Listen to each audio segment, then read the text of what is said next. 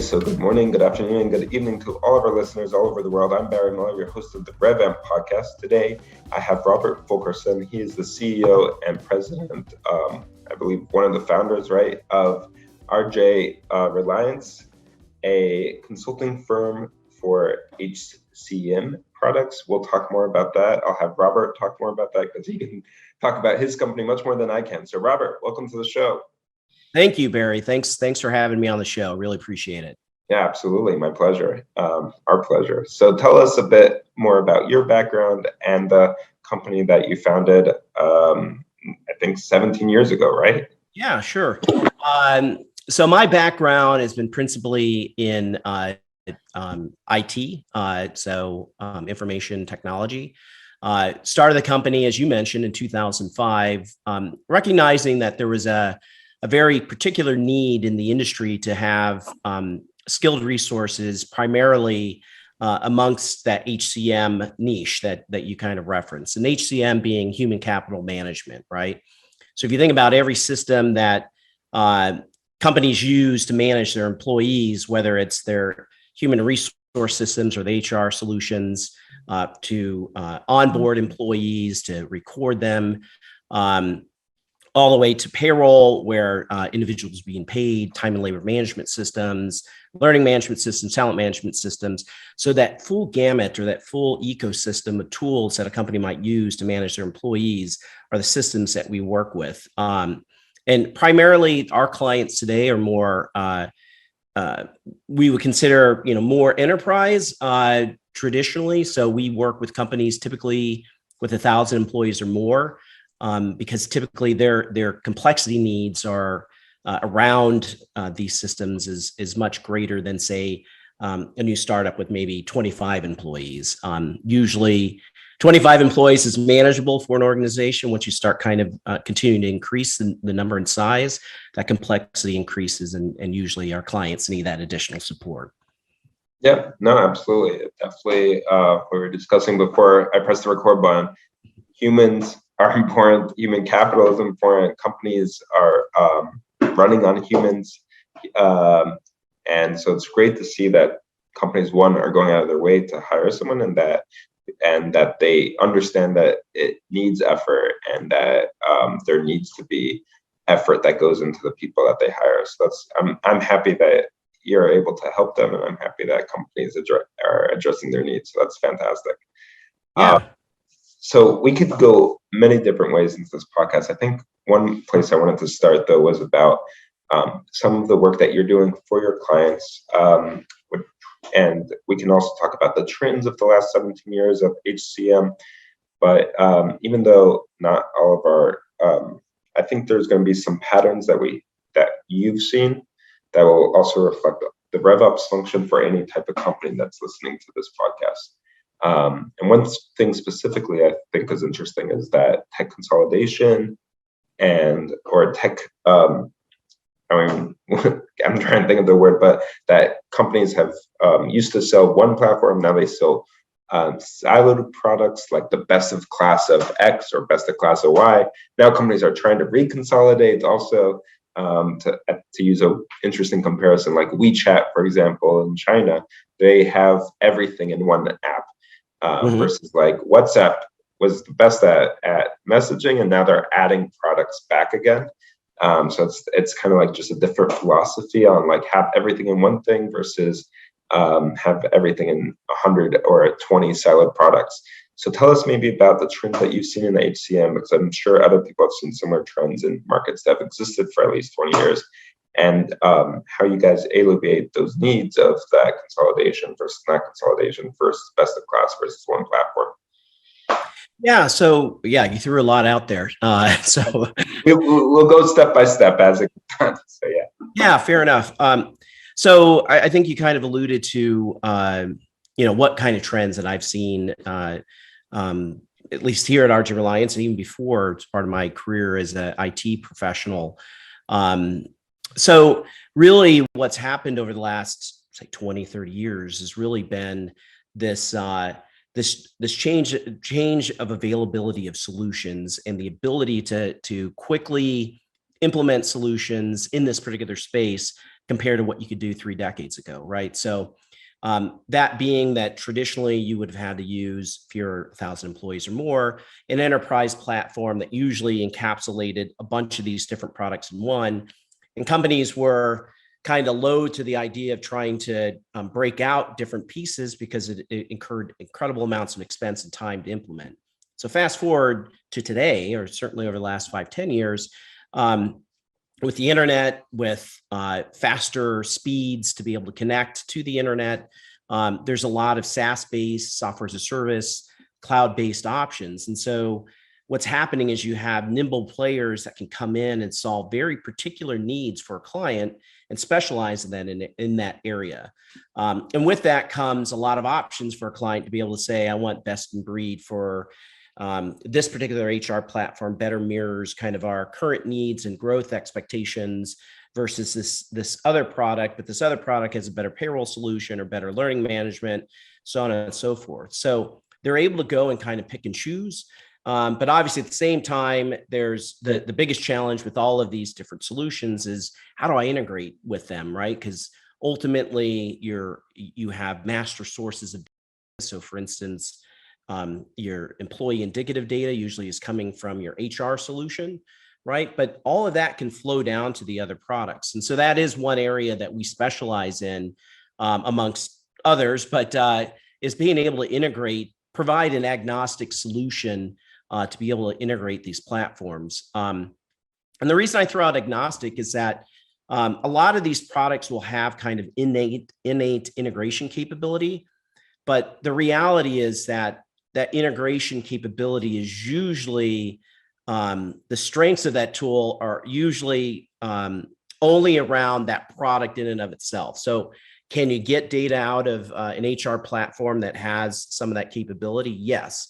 But then as you continue to go downstream, like they will only bring the data, transform the data to their end of the fence, right? As far as their product goes. But the next receiving product, they're only going to integrate to their fence, right? And so what we do, what we specialize in is being able to kind of be right in the middle, understanding all of the various different products and how they want to speak to one another and creating a robust platform to do that interconnection. So anyway, and then you kind of mentioned the somewhat of a consolidation with some tools, and the answer is yes. I mean, it is a bit of a land grab, right? So obviously vendors want to do everything they can to keep clients utilizing or maximizing the products that they have, right? So certainly there is that comes out, and a lot of times the sales dialogue that goes along with it is that we're one platform, one bit of data that can transfer amongst all these different solutions, and it's a bit of a scare tactic, meaning if you as a consumer or as a business, if you're just choosing that because you think that the integration aspect is so complex that you can't deal with it, then you might choose one of those solutions and essentially pick something that's really good in this area and something that's not so good in another area. So again, you have to look at each class of software that you're utilizing and obviously try to maximize the value that you're getting from that. Mm-hmm. Yeah, absolutely. And for just clarification, the solution for the integrations, that is like a software that you guys built that helps with that? So it's a enterprise platform it's a tool set that we use that's not our own. So the tool is an enterprise class FedRAMP certified, which is the U.S. federal certification for products that can be used in the government with the government, as an example. So I only mention that because it's highly secure, and how we utilize that tool and the knowledge and experience that we have between the various different systems is really our selling point. Because could you pick up the tool and actually utilize it and do some of this? Possibly, but having the background, the training, the knowledge of the various different solutions and how they communicate, that's our expertise, and that's what we bring to the table. In addition to that, we sell, typically our service is a white glove service. So which is another trend we can get into in just a moment, where technology dollars have migrated to. But the idea being that a company could purchase this as a service. So we set up and maintain this for them. So it's not something that has to be run through their IT organization necessarily. Obviously, we comply with any of their security needs and things along those lines. But the idea is that they can have something that is completely and totally managed for them and have the expectation it's going to run without issue. Mm-hmm. Yep, no, absolutely. Love the security part. That's super important in today's day. Absolutely. Also, yeah, it makes a lot of sense. Some podcasts I've had on recently, where we were talking about Salesforce and HubSpot talking together, for example, or even just just redoing some things. And there's some simple like mistakes that people make, and then there's and that's with simple software that's supposed to talk to each other. Like some people might, for example, in their field put different country, they might write, or a different state, TX, and then Texas in a different version, and that alone will ruin everything, because then you have duplications and you have things not talking to each other. So I can only imagine for things that aren't supposed to really be talking to each other, how the challenging of the integrations. And is there so super interesting to see that consolidation, and then that separation, and then back to consolidation movement, and also really cool that you guys are adding some value over there. I wanted to change, I guess, topics, if you will, and to hear more about the operations of a consulting management company like yours. What are some of the, I guess, kind of the RevOps function at your company? So what are some of the operations that are important at a consulting company that might be different than in a regular company? So if someone, for example, has the ability to become a RevOps person or an ops person at a consulting company, what should they be thinking about, and understanding the differences between that and a SaaS company, for example, or a fully tech company? Yeah, well, that great set of questions there.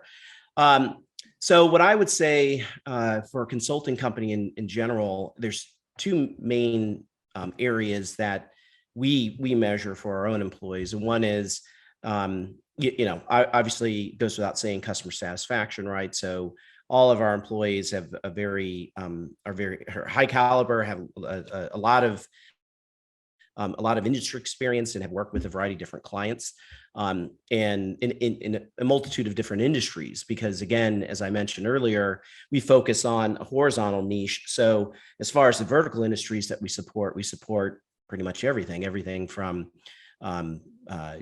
the government entities to pharmaceuticals, healthcare, manufacturing, logistics, chemical distribution, so you name it. So, but all typically focused on that horizontal niche. So, customer satisfaction, and then the other piece, obviously, from a RevOps standpoint, utilization, right? So we want our consultants, and we reward our employees for looking for new opportunity, right? So we want them to be engaged on various projects throughout their tenure with the organization, throughout the year.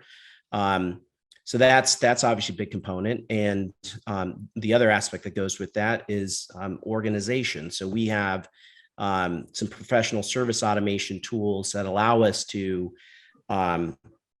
really effectively manage the resource allocations for our employees, all the way through the projects that they're working on, and along with that, then how the projects are doing. And so we can drill down and roll these up at a very high level, so that we as management can kind of take a look and see, how are we doing as a company? How are these projects going? Are they green? Are they red? Are they yellow? And we need to kind of intervene.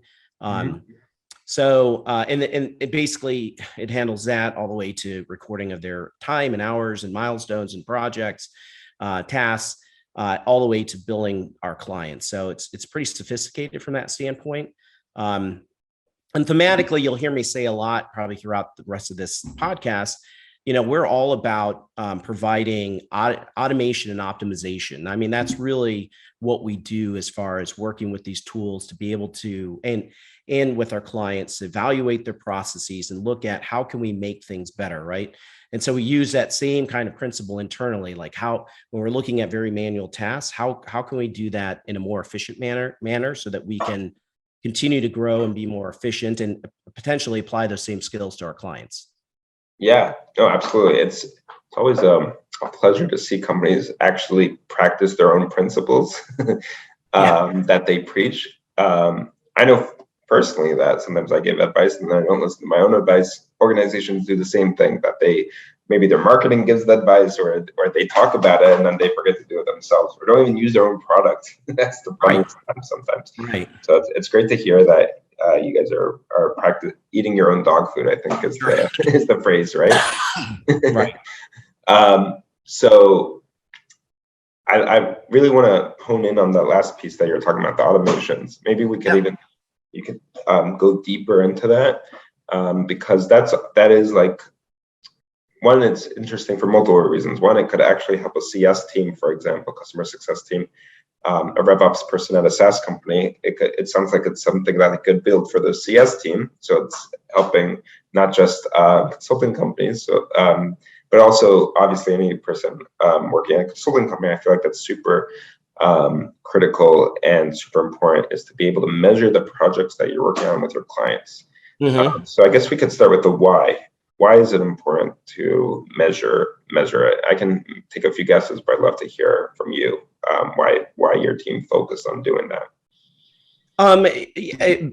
So why do we measure, or why do we organize like the projects? Why do you go out of your way to make automations in order to make it? Sure. Because I mean, the reality is that there is a lot of inherent inefficiency within any organization, especially as you continue to grow in employee size. And there's some reasons for that. I mean, part of it is that especially in the U.S., and I know this is also affects other organizations that are in other countries, but there's a lot more compliance requirements that are associated with it based off of the government, right?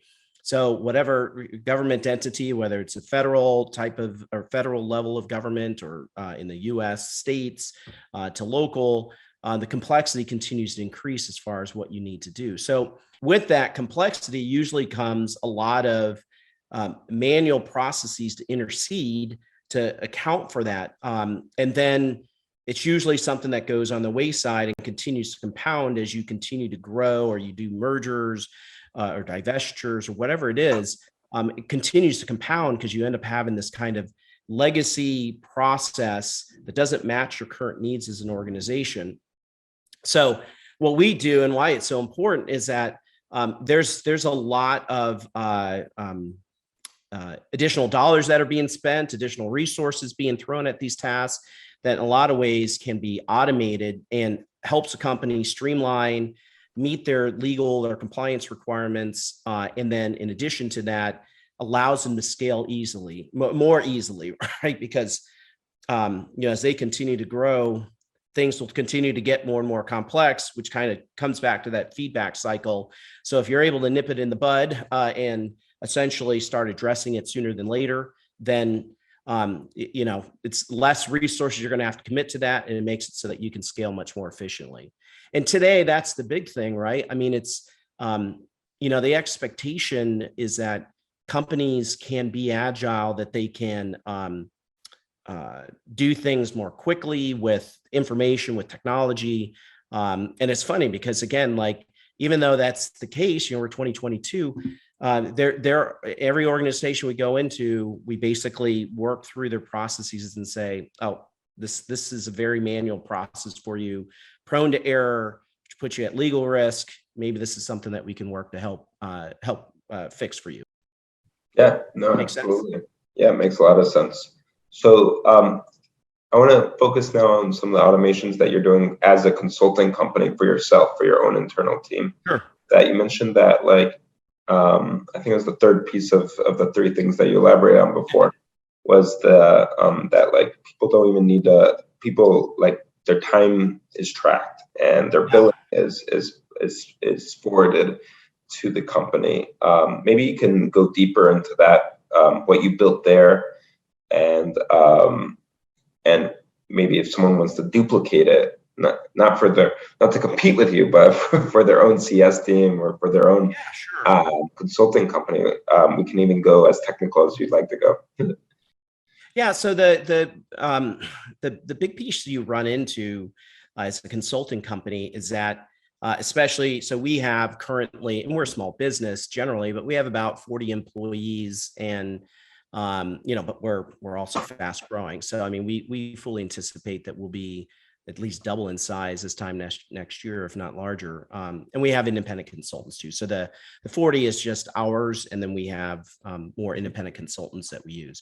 So the challenge or issue that comes into play when you have these many individuals that are working on various different products is ensuring what are they working on, or what aren't they working on, right? So that you can best allocate those resources. Because as I mentioned earlier, utilization is kind of the bread and butter for a consulting company.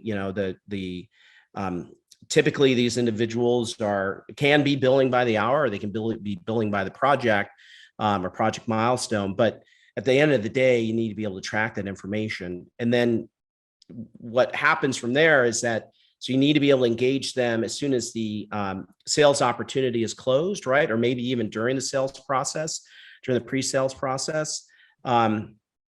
So essentially being able to integrate with your CRM or your customer relationship management solution, so that you know where these deals are at, when they're going to be expecting people and resources.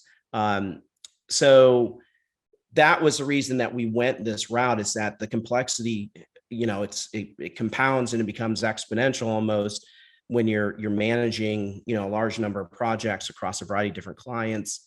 With, again, like, our expectation is that we're going to provide best in class service for our clients, right? So with that comes that need to be able to track all the way from sales to getting the right resources on, to planning out tasks, and recording against those tasks, recording against milestones. And then at the end of the day, as you also referred to, tracking the time from a billing standpoint, and then actually billing the client, on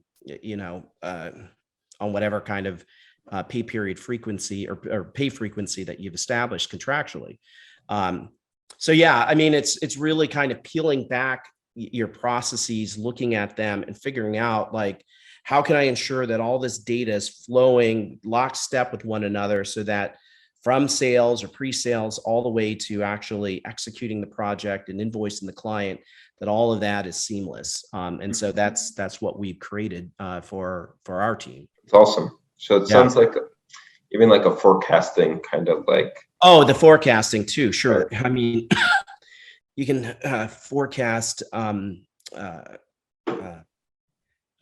the utilization hours, as well as, excuse me, as I mentioned when we started, I'm getting over a cold, so my apologies.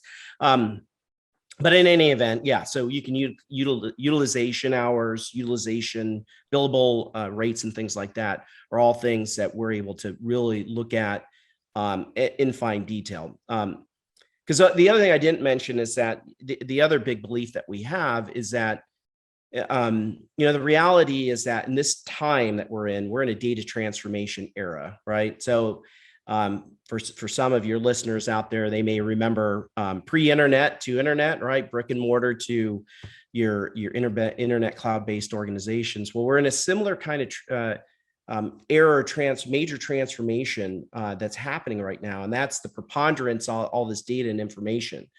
So the companies that can basically integrate, bring that information in and analyze it, right, are going to be able to make actionable insights off of that information much quicker, which is going to be a competitive advantage. And within the next 5, or maybe even sooner, but I would say within the next 5 years, those companies that are good at capturing data, analyzing it, and creating actionable insights and being able to utilize it as quickly and efficiently as possible, those are the ones that are going to succeed. and leave what would be the equivalent brick and mortar companies behind, right? Like they'll lead and leave these other organizations behind. So we're all about not only integration, automation, but also being able to look at the information and to be able to make changes at a management level as quickly as possible. And that's also inherent in that PSA tool. Mm-hmm. Yep. No, it makes a lot of sense. One interesting thing that I wanted to grab from it is that it is like for management, so that's easy for you guys to see, but it's also like I'm assuming more accurate, less errors if it's not manual, right? Like same thing that you do for your clients. Once you automate things, they become more accurate. Yeah, you're absolutely correct, and it allows us to scale much more efficiently, and that's why I was mentioning earlier about our growth. I mean, that what we put into place. I mean, we could manage theoretically thousands of consultants, right? And that's ultimately the goal. And the other great thing from a reporting and capturing of all this data is that we're able to go and kind of analyze, right? So if we may have certain partners that we work with, usually HCM vendors, who will refer business our way because we're handling problems for their clients. Well, we can literally go in and take a look at all the projects that are underneath that for that particular partner, what's been referred to us. And again, continue to fine tune, like, what kind of projects are we seeing? What kind of tasks are we working on? And then be able to give that feedback to them, which kind of allows them to kind of think about, all right, well, maybe we'll bring RJ Reliance in for this or that. Because they're seeing this as a trend, right? So it's really, it's not only a great operations tool, but it ultimately becomes a great sales tool and sales and marketing tool for us as well. Yeah, like a thought leadership, like yeah, exactly. I have the data. This is what works, and then you can also, I guess, filter out who your favorite partners are also based on that. Like, oh, I made maybe $1 million from company X, but I made per hour more million from company Y. And if I only have certain consultants, then that's the company I'd rather be working with right now. That's right. So again, it helps to kind of steer the dollars, the time that you as a consulting company are spending, and putting those in the right spaces that are going to maximize your profitability. Or there might be strategic reasons that you're working with a particular vendor that will merit greater returns down the road. But you're absolutely right. So, it not only improves our operating efficiency, but like I said, becomes something that we can use to forecast, to look at our revenue streams to make us that much more efficient as an organization. And that's just one example. And we try, again, like we're talking about PSA tools for consulting companies that we work with, but the same kind of mentality is what we try to bring to our clients, right? Like, how can we make you more automated, more efficient in what you do, so that maybe you can create additional revenue streams because now you're able to bring in data.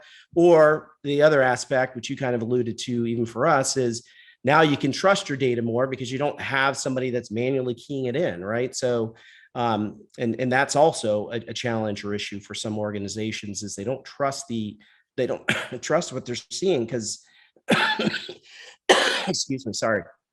They don't trust what they're seeing because, that it's fraught with error just based off of how it's being run. So, anyway, that's all good stuff from that standpoint. Yeah, no, absolutely. So I think I'd love to hear from you, since you work with so many clients. 3 things that makes a good client, in the sense of like them being more operational efficient, and 3 bad things. It could be like technical, it could be not technical, soft, it could be change management, people, processes, technology. I'm kind of curious to hear some of your thoughts on that. Yeah, sure. So, well, it's interesting you touched on the last. I'll start with the last piece, because that usually is, one of the areas of weakness that we see in, especially when you get into these kind of enterprise class implementations. Because as you might imagine, like we work with clients anywhere along the life spectrum of cradle to grave as far as the tool sets they're using. So in some cases, clients are migrating to a new solution, and we'll get involved and help them with the implementation, or they have something and they want to maximize the value, knowing that there might be an end of life in the future, but if they can maximize the value, they'll utilize that solution longer. So as you kind of touched upon, that sadly for most organizations of this size, in a lot of ways, the communications aspect, the OCM change management piece of it is usually an afterthought, right? And we really try, and we do have OCM people on our team, right? So because we recognize that this is a very important area for the success of any solution you put out there. Because the reality is that if you don't get good adoption, it doesn't matter how good your tool is. If people are still putting it in for they're late, lazy is a strong term, but if they're not as efficient in putting information into that solution, then you get the whole garbage in, garbage out kind of scenario.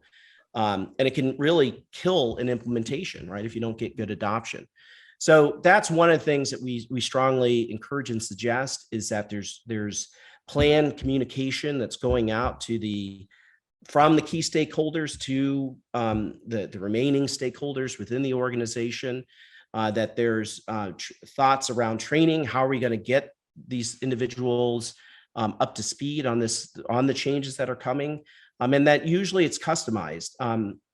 Because a lot, similar to the integration piece I was talking about earlier, sure, any general HCM solution has some level of training. The problem is that it's usually training across all the different ways that you might use the application, but not specific enough for a particular company. Because a particular company may turn on this feature or turn off that feature, and you only want to highlight to your employees or the people that are going to be consuming the tool those pieces that are relevant for their day-to-day job. So anyway, so that's one of the big areas, is ensuring that there's good training, good change management. I think the third area that is also kind of often overlooked is expectations around testing. Because the reality, when you're talking about, again, these particular tools we work with, there's a lot of compliance aspect to this, right? So you want to make sure that whatever you're doing, that it's working the way that's intended, or that as a company, you're comfortable with whatever legal risk you might be taking on, how small or great that is.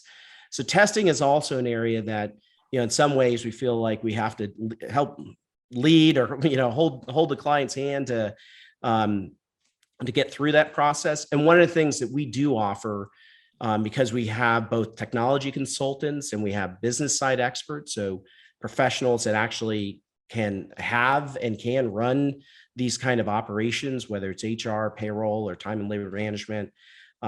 So we do a lot of the heavy lifting, right? So we basically set up all the test scripts, and we'll do most of the testing for the client. But there's got to be, in some areas, we still need them to sign off for their own comfort and legal reasons. And so we have to be able to kind of schedule time with them accordingly, right?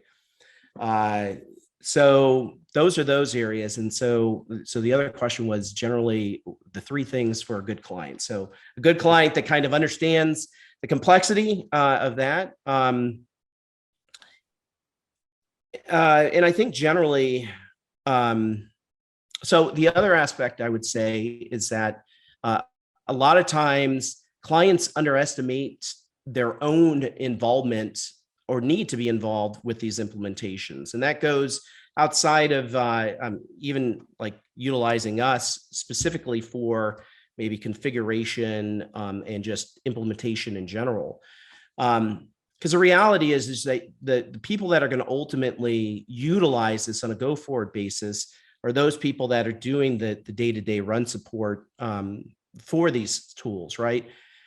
So the big thing is for them to be able to kind of truly forecast, like, I need my payroll director or my CHRO involved in these particular areas as we go through the implementation, and ensuring that we're able to carve out time for those individuals. And how we as RJ Reliance does that is that because we have these business side experts, we're able to backfill those positions for our clients. So as an example, I mentioned the payroll piece. So we're able to say, look, we'll bring in somebody for a period of time to help with do your run support, so that those individuals can focus strategically on how they best want to utilize this tool on a go-forward basis. And so anyway, so back to that question, like the clients that get it, that understand that as you're going through these kind of very complex implementations, that they're going to need key resources on it and that they're planning for that, right? Whether they're using our staff aug or using another consultant or another company's staff augmentation through that implementation process. I love that last piece that you guys provide someone to do some of the strategic work. That's fantastic. It's so overlooked. I mean, really. And as you look at a lot of consulting firms, I think that's what makes us a bit unique, because not only do we have the business side people, but we have the technology people, and a lot of consulting firms are focused usually on one or the other, right? Mm-hmm. So they don't realize that those pieces overlap, right? Like, and there is a need, especially as you get into these complex implementations, to be able to support both sides of the fence, essentially. And so that's a really strong area that we have, a practice that we have. I honestly, I think those are the main pieces. The clients that have gone through this before, obviously, generally. I mean, the reality is that they don't necessarily I guess the other piece that we run into is clients that think they can do these implementations on their own, right? So usually what will happen is the client will basically say, all right, we're going to take this on. But they're usually they're staffed to be lean in these areas, right? So bringing on this level of complexity usually is an incredible challenge for people that are just trying to get the payroll out.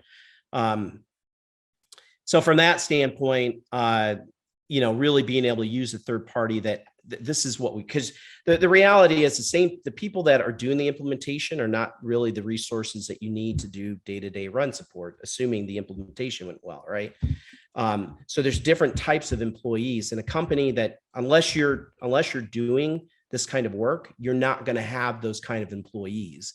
And again, just to be knowledgeable of that and willing to reach out and get that expertise for that implementation, knowing that on a go-forward basis, yes, you can have resources to run it, and hopefully less resources if you picked a great solution that has that automation and optimization aspects. So those are the three main areas that I would say generally. Absolutely. All right. Well, I think we covered a lot here, Robert.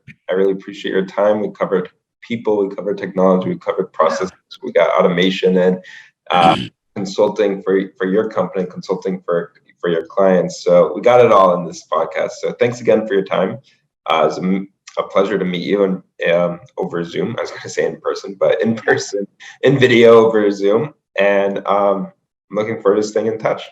Yeah, thank you, Barry. It was really nice to meet you. And I hope there's some value that we've covered for your listeners out there, but really enjoyed the time and meeting you as well. So yeah, definitely let's keep in touch for sure. Yeah, absolutely. All right. Well, bye for now and talk soon. All right. Thank you. Thanks.